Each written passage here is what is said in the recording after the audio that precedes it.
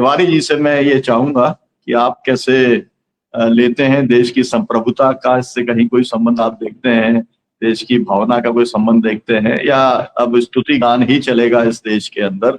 जैसे अंग्रेज जब थे तो बहुत सारे लोग थे जो वहां के जो शासकों के साथ में खड़े भी होते थे, स्तुति गान करते थे और राष्ट्रभक्तों को गोलियां भी मारते थे और उनकी जासूसी भी करते थे। जी जी सर, मामला संप्रभुता से तो जुड़ा ही है, लेकिन ये हमारे यहाँ या अपना कहीं भी है कि अगर कोई आदर्श व्यक्तित्व है तो उसको सामने रख करके हम उसको करते हैं। और हमारा देश तो पत्थर की भी पूजा करने वाला देश है, हम पत्थर में भी प्राण डाल देते हैं। और ये तो अपना ट्रम्प साहब है, लेकिन उसमें भी हम एक आदर्श परिकल्पना करते हैं। पत्थर पर रख करके उसमें अगर हम देवता की मूर्ति देखते हैं तो हम एक आदर्श परिकल्पना करते हैं कि यह मानवता का रक्षक होगा, ये हम सबका शुभचिंतक होगा। लेकिन किसी ऐसे आदमी का महिमा मंडित करना जो कि पूरे दुनिया के पैमाने पर और हमारे देश के लिए भी हानिकारक दर हानिकारक है, तमाम माने किसी भी मुद्दे पर हमारे भारत के लोगों का, भारत के जनमन का कभी इसने सम्मान नहीं किया, केवल और केवल अपमान कर रहा है, कदम कदम पर अपमान कर रहा है। और इसके माने उसका भया दोहन का एकदम पर्याय बन गया है और दुनिया के पैमाने पर भी एक बड़े विभत्स कृत्य के नरसंहार का दोषी है, उसमें उसका सहभागी है और अपना एक तरीके से सहयोगी बना रखा है इजराइल को, जो दुनिया के पैमाने पर मानवता को रौंद रहा है।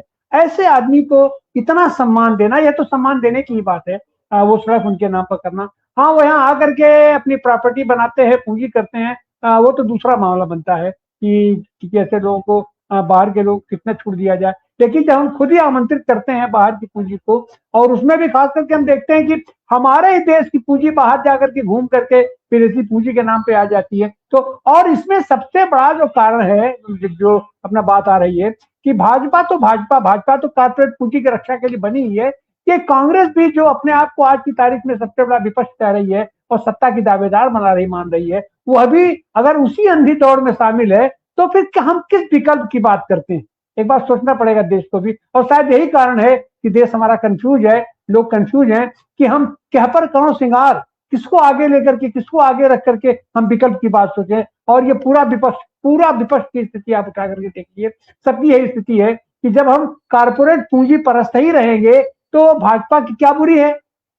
भाजपा तो एक कदम आगे बड़ी तेजी से उनका विकास कर रही है, विस्तार कर रही है। ये लोग आएंगे तो बल्कि रफ्तार धीमी हो जाएगी। तो अगर कारपोरेट पूंजी का विस्तार होना ही है, विकास होना ही है, तो तेजी से हो, तो फिर उसकी रफ्तार धीमी क्यों हो? तो ये बहुत सारी चीजें हैं, लेकिन आने वाले दिनों का ये जो सत्ता संघर्ष होने वाला है उसमें ये सारी चीजें बहुत मायने रखेंगी। और इसका विश्लेषण तो कई कई तरह से हो सकता है। अब मोदी जी खुद इस समय इतना घिरे हैं, चौतरफा घिरे हैं, तो ये उनको घेरने के लिए, भारतीय जनता पार्टी को घेरने के लिए उन्हीं के आर्थिक सिद्धांतों को, उन्हीं के नक्शे कदम पर चल करके उनको गिराने की बात सोची जा रही। क्या है, हमको तो ऐसा लगता है कि ये तो सैद्धांतिक दिवालियापन है, मानसिक दिवालियापन है, इस तरीके की बात सोचना कि हम विकल्प, इसका मतलब है कि आप मान चुके हैं कि विकल्प भी उन्हीं में से निकलेगा, विकल्प भी उन्हीं के रास्ते पर हम जाकर के विकल्प बना पाएंगे। आपका कोई सिद्धांत नहीं है, आपका कोई रास्ता नहीं है, आपका कोई अर्थशास्त्री नहीं है, आपकी कोई नीति नहीं है, आपका कुछ नहीं है। तो ये तो बड़ी ही विभत्स, जबकि हमारा देश भरा पड़ा है, अर्थशास्त्रियों से भरा पड़ा है, विद्वानों से भरा पड़ा है, सिद्धांतकारों से भरा पड़ा है।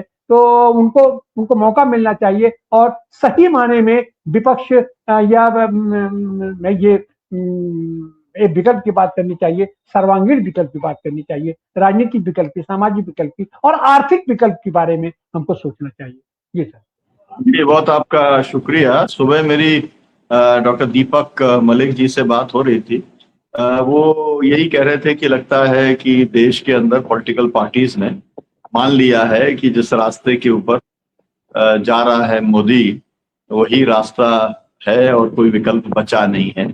तो स्वाभाविक तौर पर अगर ऐसा पार्टियां मान लें, अपोजिशन मान ले, विशेष तौर पर सबसे बड़ी पार्टी देश की मान ले, तो फिर ये एक वैचारिक दिवालियापन ही कहा जाएगा। लेकिन बहुत जल्दी किसी नतीजे पर पहुंचना ठीक नहीं है।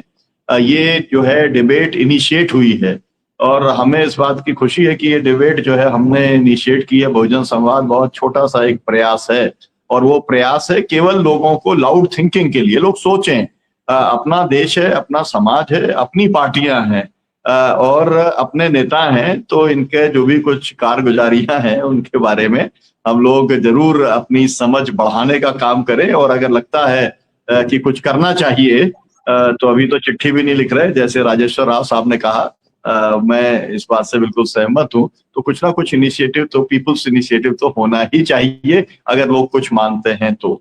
जी राजेश्वर जी, आप कुछ कहना चाहते हैं? राजेश्वर राव साहब मैंने अपनी ओर से चिट्ठी लिख दी है, मैंने माननीय ठीक है। सर्वोच्च न्यायालय के मुख्य न्यायाधीश को मैंने अपनी ओर से चिट्ठी लिख दी है Very कि good. आप फेक डिग्री वालों के प्रति काफी चिंतित है, क्योंकि आप फेक डिग्री वालों को आपने कॉकरोचेस कहा, तो मोदी जी की डिग्री जांच कर लीजिए। क्योंकि दिल्ली हाईकोर्ट ने कहा कि उनका निजी मामला है, ये उनका निजी मामला नहीं बनता, क्योंकि उन्होंने उसे इलेक्शन एफिडेविट में मेंशन किया है।